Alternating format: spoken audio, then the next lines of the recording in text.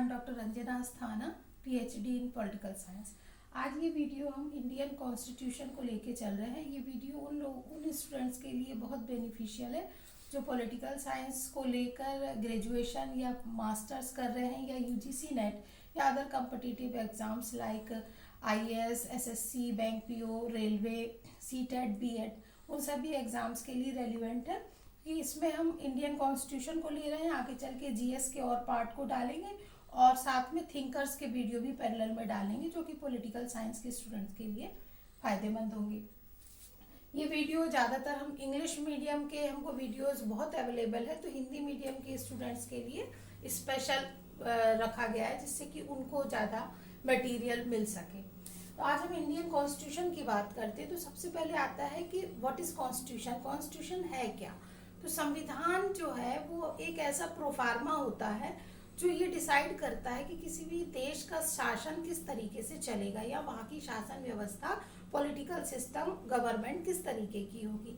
तो हम कह सकते हैं कि संविधान जो है, इंडियन कॉन्स्टिट्यूशन या किसी भी देश का संविधान जो है वो रिलेशन बताता है, relation among the various organisation like हमारा जो लेजिस्लेचर है, एग्जीक्यूटिव है, जुडिशरी है, उनके आपस के रिलेशन कैसे होंगे और relation between the government and the citizen, कि हमारी जो सरकार होगी उसके रिलेशन उसके नागरिकों के साथ कैसे होंगी। तो संविधान में हम सबसे पहले देखते हैं, एक आपको प्रेम्बल, एक प्रस्तावना पढ़ने को मिलती है। तो उसमें सबसे पहले लिखा होता है हम भारत के लोग, यानी हमारा संविधान जो है भारत के लोगों ने बनाया है और उन्हीं के द्वारा शासन का संचालन होता है। उसके कुछ मेन वर्ड्स हैं जिनको हम देखते हैं। सबसे पहले आता है संप्रभु यानी सोवर्जिन। संप्रभुता यानी हमारा संविधान जो है वो हम संप्रभु हैं, यानी कि ब्रिटिश रूल के बाद जब हमको आज़ादी मिली तो हम अपने आंतरिक और बाहरी मामलों में पूरी तरीके से स्वतंत्र हैं। हमारे संविधान निर्माता कहीं से भी किसी दबाव में नहीं रखना चाहते थे, तो उन्होंने सोवर्जिन यानी संप्रभु संविधान को अडॉप्ट किया। उसके बाद आता है समाजवादी। समाजवादी आपको पता ही है कि ब्रिटिश रूल के बाद हमारे यहाँ बहुत ज़्यादा डिफरेंसेस थे, विभिन्नताएं हमारे यहाँ बहुत ज़्यादा हैं, तो विषमताएं बहुत ज़्यादा थी, चाहे वो शिक्षा को लेकर हो, आर्थिक स्तर को लेकर हो, और अगर हम उसको लेकर विकास करते तो शायद लेवल हमारा ऐसा था और हम विकास करते तो इसी लेवल को आगे बढ़ते।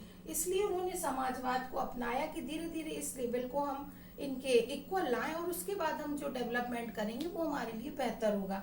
तो समाजवाद को हमने अपनाया। उसके बाद आता है पंथ निरपेक्ष यानी कि सेक्युलर।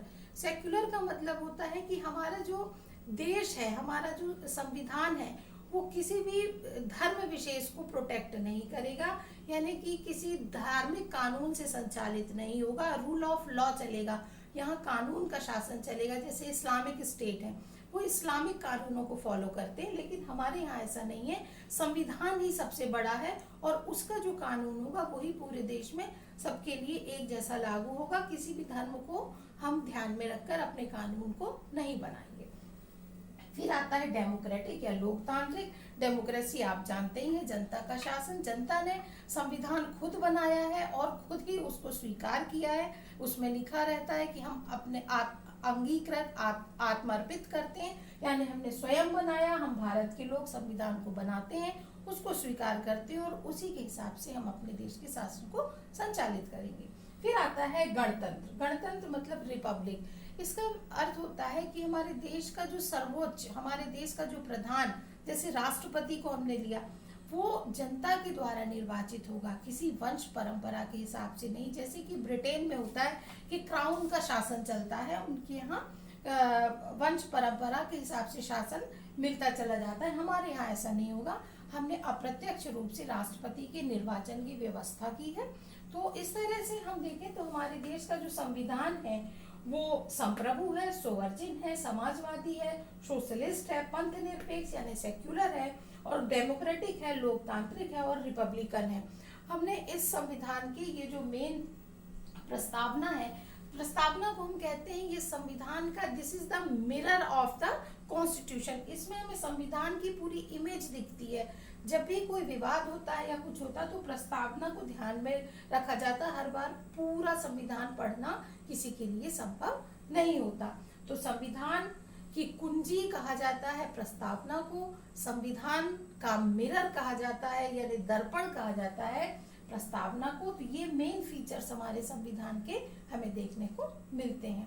आपको वीडियो अच्छा लगा हो तो लाइक करें, शेयर करें और कमेंट बॉक्स में जाके कमेंट जरूर करें कि आपको कैसा लगा और आपकी रिक्वायरमेंट क्या है।